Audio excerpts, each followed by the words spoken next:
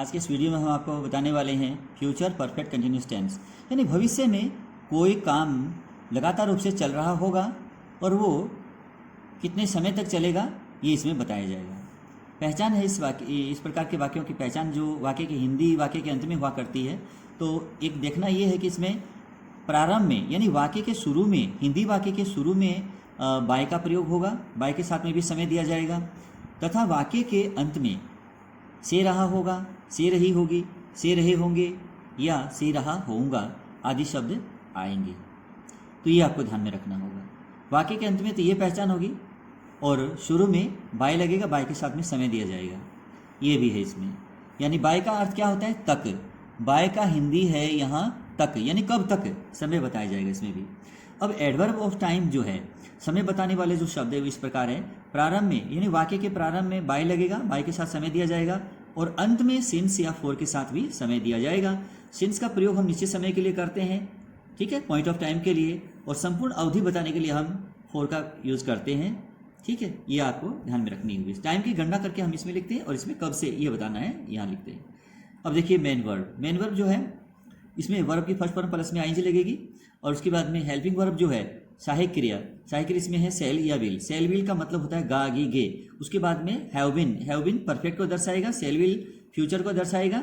Cell will तो future को दिखाता है और हैव बिन जो है वो परफेक्ट को दिखाता है, और वर्ब प्लस में आईएनजी ये कंटिन्यूस को दिखाता है। इस प्रकार स्पष्ट है कि फ्यूचर परफेक्ट कंटिन्यूस टेंस, तो ये इस प्रकार से बन जाता है। यहाँ नेगेटिव अगर हम वाक्य को बनाना चाहते हैं तो सेल के बाद नोट लगाइएगा और विल के बाद नोट लगाइएगा। उसके बाद में सेल किसके लिए लगता है? आईवी के लिए सेल लगता है, बाकी अन्य सभी के लिए विल लगेगा, ठीक है ना। और नेगेटिव तभी बनेगा जब सेल के बाद में नोट लगाओगे या विल के बाद में नोट लगाओगे। इसका संक्षिप्त होता है सेंट, इसका संक्षिप्त होता है वांट। उसके बाद में हैव लगेगा, हैव बीन का यूज करेंगे, ठीक है ना। तो इस प्रकार से अब जो है इसका पॉजिटिव स्ट्रक्चर देखना है आपको। पॉजिटिव स्ट्रक्चर ये है कि वाक्य के शुरू में बाय लगेगा, यहाँ समय लिखा जाएगा। उसके बाद सब्जेक्ट होगा, सब्जेक्ट में नाउन प्रोनाउन होता है, उसके बाद में नाउन या प्रोनाउन होगा, जैसे उसके बाद में सेल या विल होगा, सब्जेक्ट के अनुरूप होगा वो भी। उसके बाद में हैव बीन लगेगा। हैव बीन के बाद में फिर क्या करेंगे? उसके बाद में हैव बीन के बाद में वर्ब की फर्स्ट फॉर्म प्लस में आईएनजी लगेगी। उसके बाद में हम ऑब्जेक्ट लगाएंगे। सब्जेक्ट की और ऑब्जेक्ट की, सब्जेक्ट की ऑब्जेक्ट की एक ही कहानी होती है। सब्जेक्ट में तो सब्जेक्टिव कैसा आता है प्रोनाउन का, और ऑब्जेक्ट में प्रोनाउन का ऑब्जेक्टिव कैसा आता है। और नाउन के मामले में अगर देखा जाए तो दोनों में नाउन एक जैसा ही आता है। जैसे यहाँ अगर किसी व्यक्ति का नाम आ जाएगा, यहाँ राम लिख देंगे तो यहाँ भी राम ही लिखा जाएगा।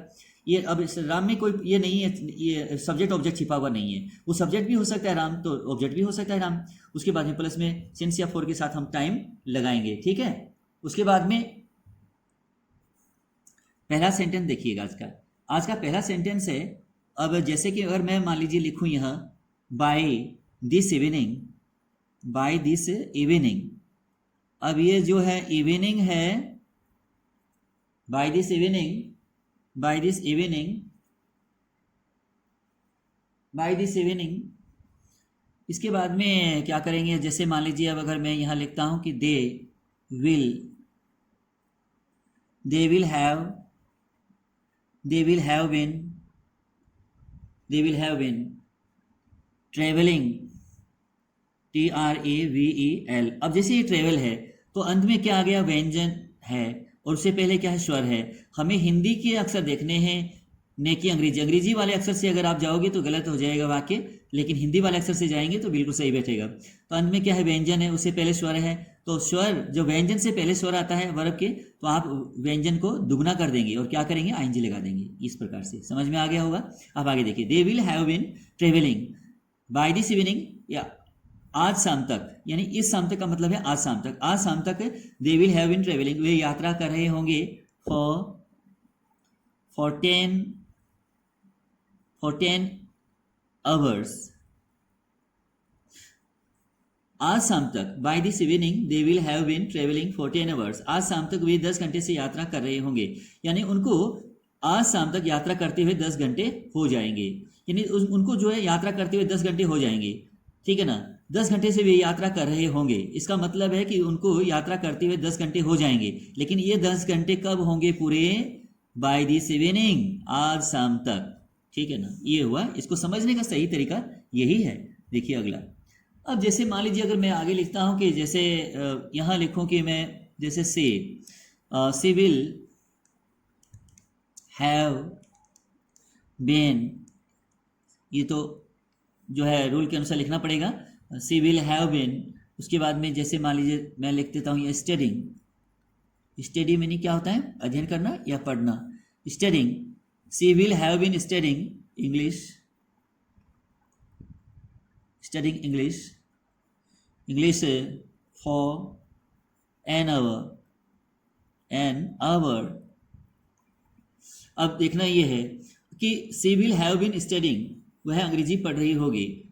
सी will have been studying English, वह अंग्रेजी पढ़ रही होगी फॉर एन आवर, 1 घंटे से, यानी वो 1 घंटे से वो अंग्रेजी पढ़ रही होगी। इसका मतलब है उसे 1 घंटा हो जाएगा अंग्रेजी पढ़ते हुए। लेकिन कब हो जाएगा? अब ये मैं आपको समझाने के लिए यहाँ लिख रहा हूँ बाय करके, जैसे मान लीजिए बाय करके मैं यहाँ टाइम लिख रहा हूँ बाय 6 o'clock। अब ये क्या है? बाय 6 o'clock का मतलब क्या हुआ? कॉमा लगा देता हूँ। बाय 6 o'clock 6 बजे, क्लॉक में क्या होता है? बजे, ओ का मतलब ऑफ होता है।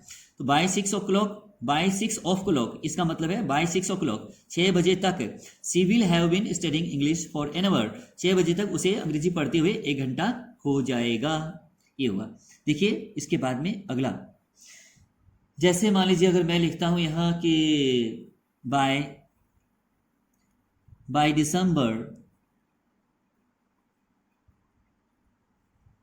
Comma by December comma he will have been living का मतलब क्या होता है? रहना।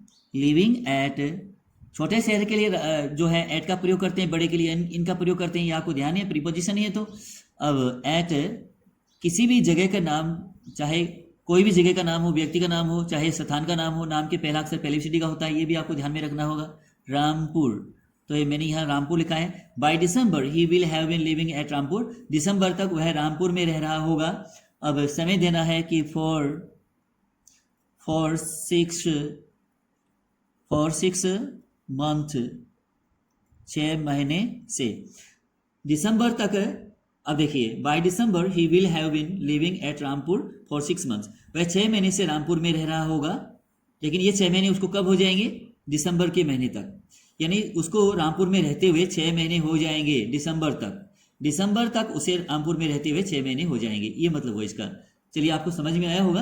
अब देखिए अगला, अब बहुत ही बेहतरीन तरीके से मैं आपको समझा रहा हूँ, बहुत ही इजी तरीके से।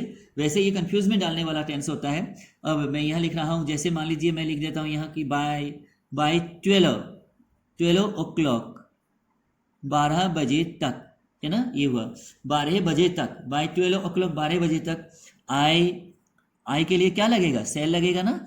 आई सेल हैव लगता है टेंस के according, have been, I shall have been watching का मतलब देख रहा होता है। Shall have been watching TV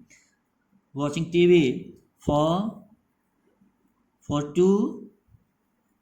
2 hours। अभी हुआ बाय 12 o'clock 12 बजे तक I shall have been watching TV for 2 hours, मैं 2 घंटे से टीवी देख रहा होऊंगा। यानी मुझे 2 घंटे टीवी देखते हुए हो जाएंगे। कब हो जाएंगे? 12 बजे तक। जब 12 बजेंगे, 12 बजे तक मुझे टीवी देखते हुए 2 घंटे हो जाएंगे। तो by 12 o'clock I shall have been watching TV for 2 hours। मुझे उम्मीद है कि यह वीडियो आपको बहुत ही अच्छे तरीके से समझ में आया होगा। अगर आपको अच्छी तरह से समझ में आ जाए तो लाइक कीजिएगा, शेयर कीजिएगा और अधिक से अधिक मेरे इस चैनल को सब्सक्राइब कीजिएगा, शेयर कीजिएगा। Thank you.